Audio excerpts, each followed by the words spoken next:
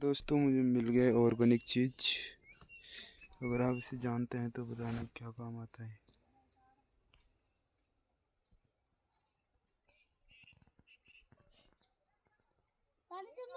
ये ज़्यादातर पहाड़ी इलाकों में मिलता है, इतना कांटेदार।